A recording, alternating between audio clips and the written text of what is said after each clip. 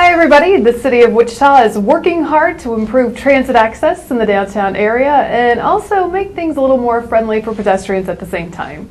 We've got two guests here with us today. Seated next to me is Wichita Transit Director Steve Spade, and over at the end is Scott Knable, who is our Wichita Downtown Revitalization Manager. Thank you both for being here. Thank you. Thanks for having us. Well, first just tell me a little bit about the project. All right. Well, you want to start? No, go ahead. All right. Interrupting Steve a little bit here, but the project itself is funded through the Bus Livability Initiative, which is a Federal Transit Administration grant program designed to increase transit ridership by providing transit amenities at stops and along transit routes. And so the city applied for a grant back in 2012 and received funding to provide transit shelters and other amenities such as benches and bicycle racks and so forth along the Douglas corridor in downtown between Market and Washington to serve 8 existing transit stops. And so when did the work begin? The work began this fall, and there's really a couple phases. One phase makes improvements in the sidewalks. The sidewalks were actually extended out a lane into Douglas, so you'd have easy passenger access to buses and provide a location for bicycles to park. And so the sidewalk improvements are being done in the first phase, and then in a couple months we'll actually have large new shelters placed at each one of those new 8 bus stops. And these are larger than your average shelter, is that correct? Right. Douglas Avenue is a real spine for the transit service and one that sees a lot of activity. And these 8 locations are real key bus stop activity locations for us. So we're placing larger bus stops in there to accommodate the larger passenger volumes. And how much was the total grant, and did the city have a match?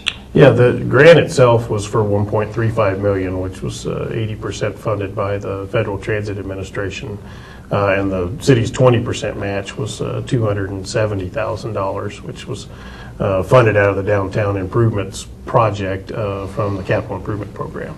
So talk a little bit more about why it was so important to, invest in this area and do this project. You mentioned Douglas was a spine for the transit system in the downtown area.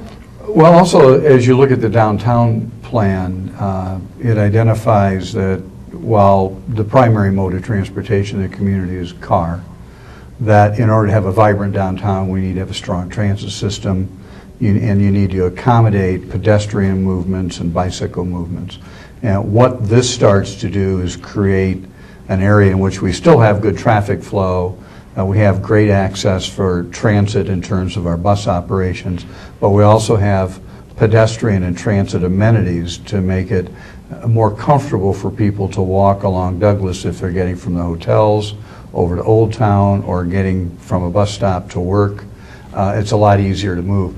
So it's part of an overall plan to increase the ability of downtown to serve more needs than just the automobile. Mm-hmm. And just to piggyback on that, and Steve's exactly right, the downtown plan itself identifies a strategy of focusing city investment in infrastructure in what's called walkable development focus areas. And those are investments the city would make that would then support private investment in areas where we have the most walkable environment today. Build upon that, like in the Douglas corridor. And likely at the end of this project we'll see some pretty significant private investment, additional private investment along Douglas, both at the Union Station site, which is at the east end of this corridor, as well as at the Exchange Place location at the west end of this project at Market. Do you guys have other areas of downtown that you'd like to focus on next, and are you planning to apply for more grants? We don't have anything that we're applying for in terms of additional grants. We do have grant funding through Wichita Metropolitan Area Planning Organization, WAMPO, to fund on-street bicycle lanes both along First and Second Street in the east-west direction to connect the river corridor pathway to the I-135 corridor pathway and the existing on-street lanes in College Hill, as well as in the north-south direction on Topeka and Market that would run from Kellogg and connect up to the railroad corridor pathway around 17th Street. Mm-hmm. If you look at the future of the transit system, understanding how important Douglas is in terms of access to downtown, currently we have one route that operates on Douglas every 30 minutes, and we have a couple other routes that crisscross it or are on it for a short period of time. Ultimately, we see an increase in the number of routes and a refocusing of the transit system. Services that are operating east, west, and downtown being pulled down to Douglas so that we have much more transit service. Today you got buses every 30 minutes, every 60 minutes in the midday.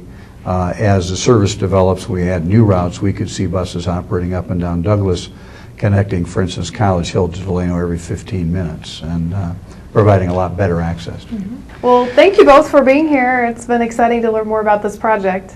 Thanks for having us. And thank you for watching this edition of Local Loop.